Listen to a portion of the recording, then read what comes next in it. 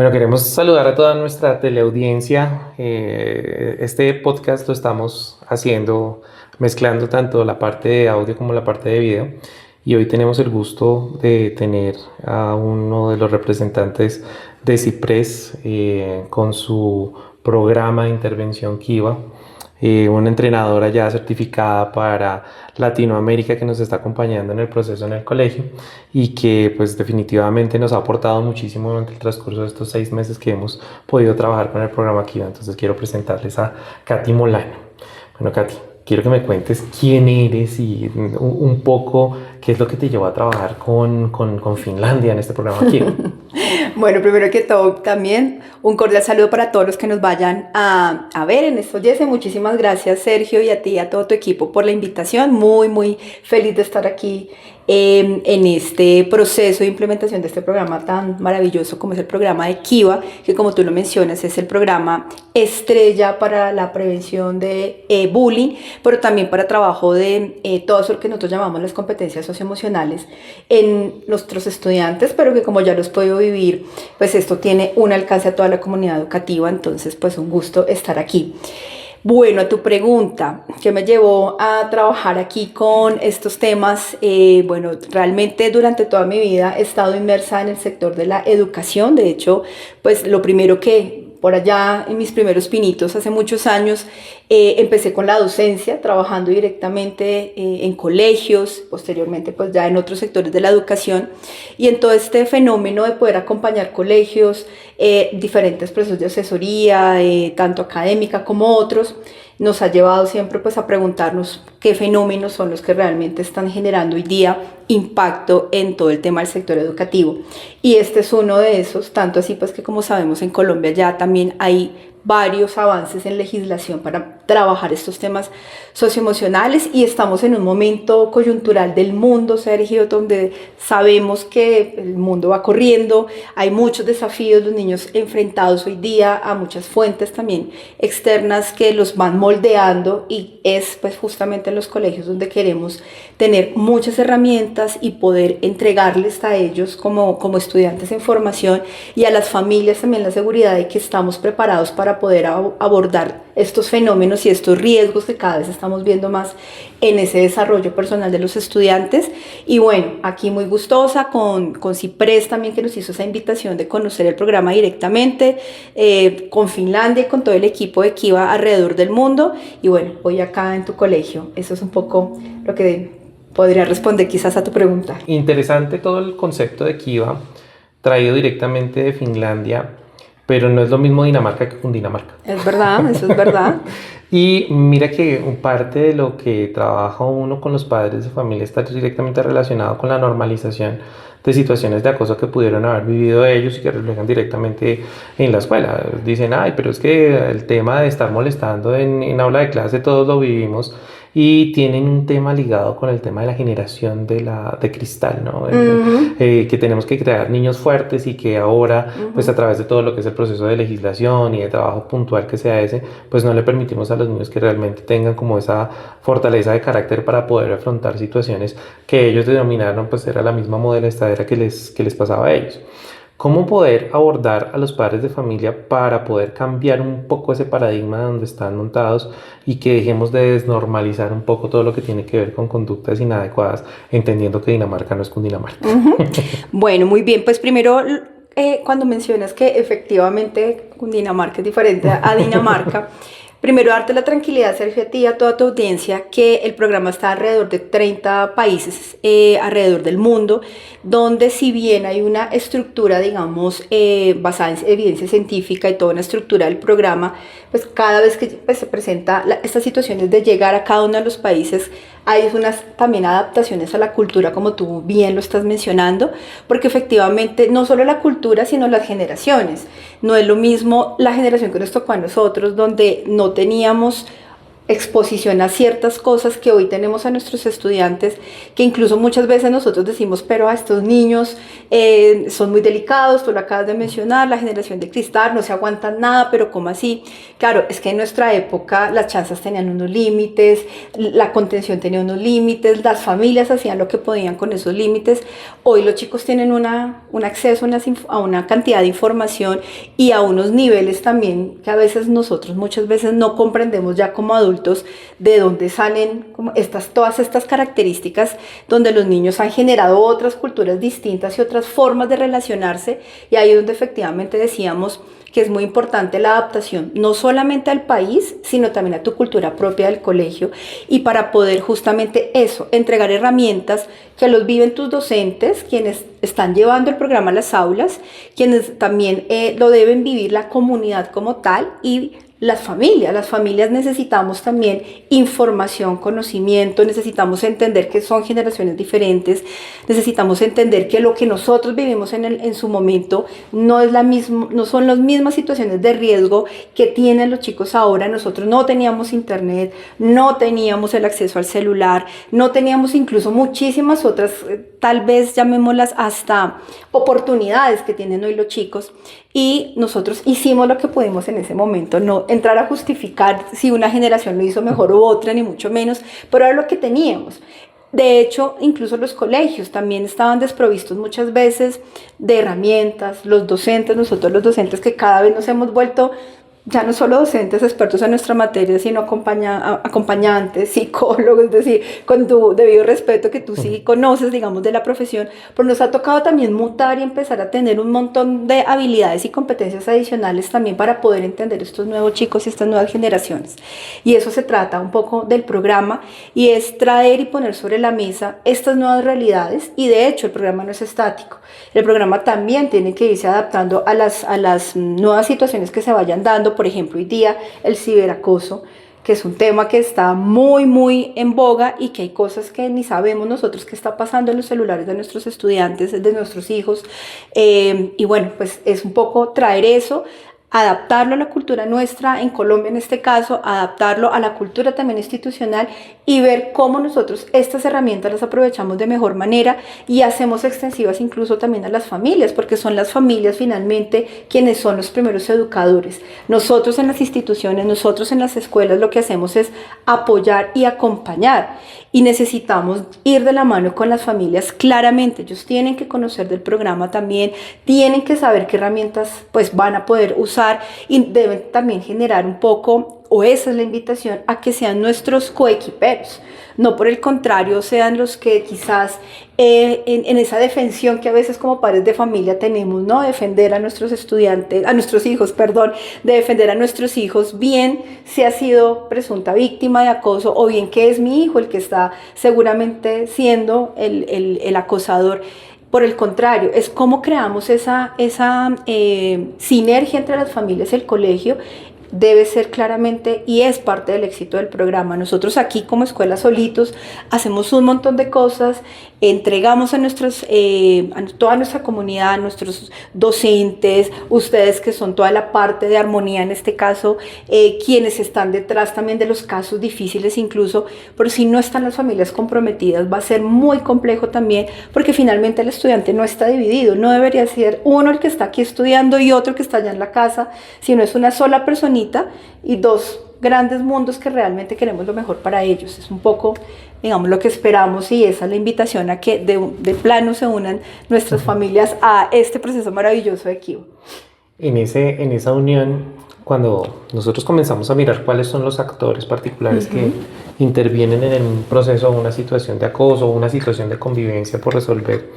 pues siempre vemos que está el presunto victimario, la presunta víctima, pero a veces como que los padres de familia olvidan a los otros que son el que alienta el asunto, o los otros chiquitos que se quedan callados solo como expectantes, ahí lo que hacen es participar y reforzar. Entonces es también como poder cambiar un poco la cultura que tienen los padres de familia frente a: no te vas a meter en eso, no vayas a decirle a nadie, no es tu responsabilidad, tampoco es tu cuento, y cómo comenzar a meter a todos en el cuento. ¿Qué estrategia te acuerdas que haya sido muy funcional con Kiva, que haya atraído a los padres de familia, sobre todo de esos otros dos actores que casi nunca los mencionan, que son aquellos que se quedan callados y en silencio y no participan, o los que participan en el otro porque tienen miedo, entonces le tienen miedo al acosador, entonces se van allá a participarle de sus bromas y sus cosas. Entonces, ¿qué estrategia te acuerdas así de pronto que haya otorgado el programa para poder trabajar con los padres de familia para que estos sean intervinientes dentro del proceso? Claro, tú tocas un tema muy importante del programa Kiva y es que normalmente la mayoría de los programas, incluso nuestra legislación en Colombia o en la mayoría de los países, por lo menos en Latinoamérica, solo tienen en cuenta dos actores como tú lo has mencionado. Llamémoslo, ¿no? El lado bueno y el lado malo, ¿no? El niño malo, el niño bueno, que termina encasillando finalmente a dos actores, que es el acosador y el que está llevando, digamos, un poco el papel de víctima. Pero el fenómeno de bullying es mucho más que eso y tú lo has mencionado y me encanta que lo menciones porque realmente, y así lo vemos desde el programa Kiva, extender la mirada, es como ampliar el lente de que no son solamente dos actores, cual novela, el protagonista, el antagonista, sino que hay una serie también de actores que hacen parte, que efectivamente son los que alientan el bullying. Hay algo que nosotros trabajamos en Kiva y en este programa, y por eso creo que ha sido un poco el éxito en la mayoría de los países, y es que reconoce que realmente el fenómeno del bullying necesita espectadores, por ejemplo. ¿Sí? Es como cuando en nuestras épocas, hablando ahorita de aquella oportunidad cuando nos vemos a la salida y pues nos vemos a la salida, claro, no era solo los dos que tenían el conflicto, sino era todos los que estaban ahí opando y terminaban haciendo apuestas y demás. Hay como esa necesidad de que efectivamente haya una visibilización de bien del que está haciendo, en este caso el acosador, para ganar su estatus, para ganar su poder, para decir es que yo tengo más que el otro, porque recuerda que en el tema de acoso hay varios fenómenos, que es el fenómeno de primero debe haber una relación que no es igualitaria, por el contrario es una relación de poder, por alguna razón, por religión, por estatura, porque usted sabe jugar más al fútbol, porque usted está saliendo con la niña más bonita, porque usted es el pilo del salón, etcétera. Porque somos dos. Exacto, exactamente. Pero también debe haber una intención constante de causar daño en este caso, y para eso pues hay otros que están. Tú mencionaste, yo acabo de mencionar el de los espectadores, pero hay otros que son también los pasivos, los que están observando, que no se meten, que no están como, digamos, no aupando la situación, pero que saben que las cosas están ocurriendo y que por el contrario prefieren guardar silencio, o bien porque simplemente hay una indiferencia, esto no tiene nada que ver conmigo, mientras no se metan conmigo no pasa nada, o bien porque también hay temor de saber que si llegan a decir alguna cosa, si llegan a exponer que esto está ocurriendo, pues van a tener alguna represalia, incluso pueden llegar a ser víctimas del acosador también. Entonces, en este caso, parte de lo que nosotros hacemos con el programa es reconocer a todos estos actores, ampliar, como te digo, ampliar el alcance, ampliar el espectro y empezar a trabajar en el fortalecimiento justamente de varias competencias. Por ejemplo, en el fortalecimiento del tema de poner límites. Esto hace parte de la educación socioemocional y es que yo pongo límites tanto para decir no en lo que corresponde conmigo si yo me estoy sintiendo vulnerable, pero también para poder tener un poco, digamos, de defensa, bien sea una defensa directa y es poder defender a mi compañero, el que está siendo atacado, o por lo menos tener criterio de poder avisar a alguien, al Kiva Team, a los Kiva Teacher, a los Kiva Guardians, de decir, miren, así sea de manera anónima, pero yo necesito mencionar lo que está ocurriendo. Y en este caso trabajamos en los estudiantes varias competencias, temas, por ejemplo, como te digo, de poner límites, el tema de tener criterio también, el tema de un poco también la autoestima para poder no tener como esa valentía, llamémoslo así, de poder mejorar, darles herramientas con los espacios que también tenemos, que ellos sepan, por ejemplo, que hay una figura visible en la institución a la cual se pueden referir y que va a haber un proceso también de salvaguarda de esa información y que seguramente si hay una persona cualquiera, puede ser un estudiante, un profesor, el mismo padre de familia, alguien de la comunidad que está viendo una situación de presunto acoso, pues su información va a ser manejada de una mejor manera con los protocolos que tenemos establecidos, que va a haber una reserva también y que no debería haber y no se presenta represalias contra estas personas. Entonces, en este sentido, al poder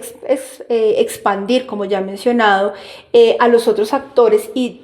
hay un término que tal vez se ha malinterpretado en varios conceptos, pero lo voy a usar acá: empoderar a los niños también en cómo manejarse en su rol en la sociedad, tener criterios, tener esta autocrítica también de lo que está ocurriendo. Pues seguramente eso va a permitir que empiecen a florecer estos nuevos personajes dentro del fenómeno del bullying, y que nos ayuden, por el contrario, no solo a victimario, sino que nos ayuden también a hacer una contención general. Y ustedes acá tienen unos programas muy bonitos de diálogo, unos programas de conversación, unos programas de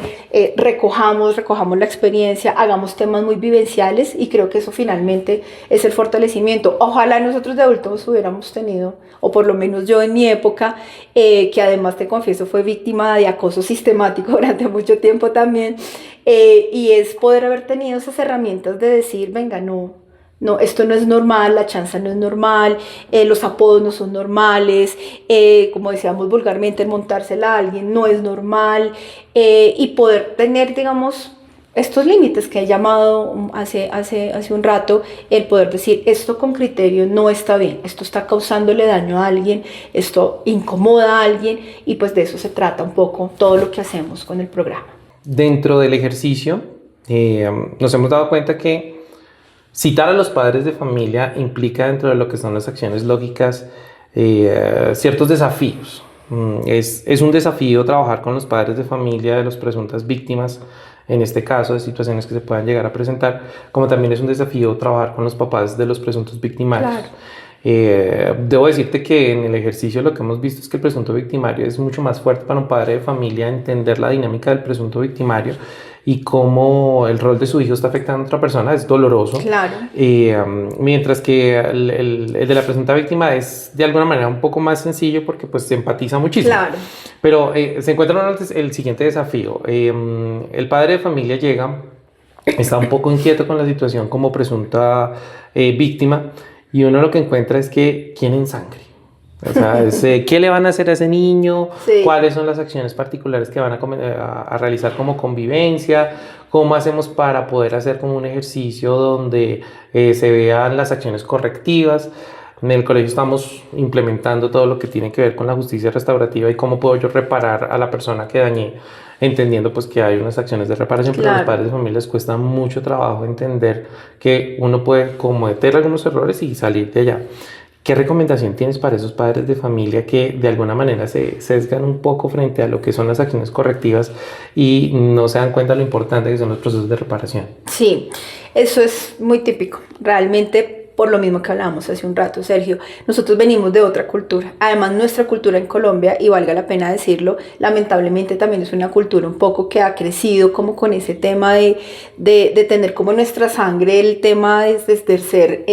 a la defensiva, de estar a la defensiva, de violencia genera más violencia. Y creo que llevamos incluso como país, esto no es ni siquiera estamos hablando de tus papás de aquí, pues del colegio, sino es cuánto nos ha costado entender los procesos de restauración. Cuánto nos ha costado entender que incluso el perdón es una cosa muy compleja, porque el perdón implica pues no perdonarlo a él, sino es hacer un proceso de cómo yo manejo una situación que me dolió, y que efectivamente, por más difícil que sea, realmente el perdón es para uno mismo, ni siquiera es para perdonar a un tercero, y eso no es fácil. Claramente eso es un tema que requiere mucho tiempo, requiere mucho trabajo, pero algunos tips que te podría mencionar, digamos, es hay que involucrar a los padres, no solo como lo que normalmente hemos hecho en muchos colegios, y este es el manual de convivencia, estas son las reglas, este es el deber, esto es lo que hay que hacer, y en el momento en que se falta un deber, entonces lo disciplinario es ABCD. Sino también entender que hay otras formas también de conversar, hay otras formas que muchas veces, incluso seguramente tú lo has notado, es más fácil dialogar con los niños y es más fácil que los estudiantes se involucren en los procesos de restauración mientras el papá está allá. No, es el papá, es el que está incluso siendo el bullying, diciéndole al niño, pero usted que hubiera hablar allá, pero ¿cómo así que un proceso de restauración? Pero ¿cómo así que los pusieron allá a charlar? Y no, esto era, espere, yo voy. Entonces son también dinámicas que incluso están en casa. A veces nos ha tocado ver, cuando llegamos a hacer estos procesos de trabajo con los estudiantes, que hay dificultades incluso en casa, que hay dificultades, que hay situaciones en casa que uno dice, pues con razón el niño es así. Estamos hablando particularmente, como tú lo mencionaste, no de la víctima, porque la víctima es más fácil empatizar, como dices tú. Es el niño que uno dice, ¿qué necesita este niño también? En Kiva manejamos un tema y es que tanto la víctima como el victimario necesitan igual apoyo. Casi que necesitan ser cobijados con el mismo amor. Es decir, algo también este niño tiene alguna motivación para estar causando algún tipo de intención de daño. Entonces es involucrarlos, realmente es un poco también vivir con ellos. ¿Qué es Kiva? También vivir con ellos una clase Kiva. Tú nos compartías experiencias interesantes y exitosas que han tenido con algunos padres de familia para que ellos también se vayan involucrando y casi que termina uno también haciendo, sin ser nuestro alcance ni mucho menos, pero casi que uno termina haciendo terapia también con las familias y es un poco vincularlos, sobre todo ser muy claros desde el principio. Esto es lo punitivo porque igual tenemos que hacerlo, hay que hacer unos reportes, etcétera, etcétera, pero también para eso escogió este colegio. Este colegio tiene estas prácticas, este colegio tiene estas culturas, este colegio tiene estas metodologías y pues tratar de involucrarlos y sobre todo darles la confianza a las familias de que el colegio está haciendo lo que es lo mejor que considera hacer. Nosotros como institución somos los que menos queremos que se sigan perpetuando estas situaciones, ni mucho menos tener este tipo de conflictos, ni tener que llegar a situaciones que se vayan más allá. Si hay que hacerlo, pues lamentablemente se tendrá que hacer, además porque es nuestra obligación también desde lo legal, pero es invitarlos, es mostrarles, es acompañarlos, entregarles, no sé, más información, material y pues también tratar de entender que ellos vienen de otra cultura y vienen con otro mindset completamente diferente a los chicos que tenemos hoy día. Ok. Para cerrar, última pregunta. Entendiendo pues que tenemos como la disponibilidad del tiempo y agradeciéndote realmente este espacio que nos regalas, ¿qué decirle a las familias del Gimnasio Campestre de Los Cerezos en este podcast La Semilla de por qué elegir Kiva? ¿Por qué el colegio toma la decisión después de que hemos estado años trabajando con la pedagogía del amor y el trabajo particular de la filosofía de Gerardo Schmeling? ¿Cuál es ese ofrecimiento, ese valor agregado que puede darnos Kiva aquí en el colegio? Bueno, hay varias cosas que te pudiera decir, obviamente yo como embajadora de Kiva, pero te lo voy a decir realmente un poco desde el rol también de docente y desde el rol de lo que hemos visto en las instituciones. Primero, Kiva es el programa de prevención de acoso más estudiado del mundo. Es el que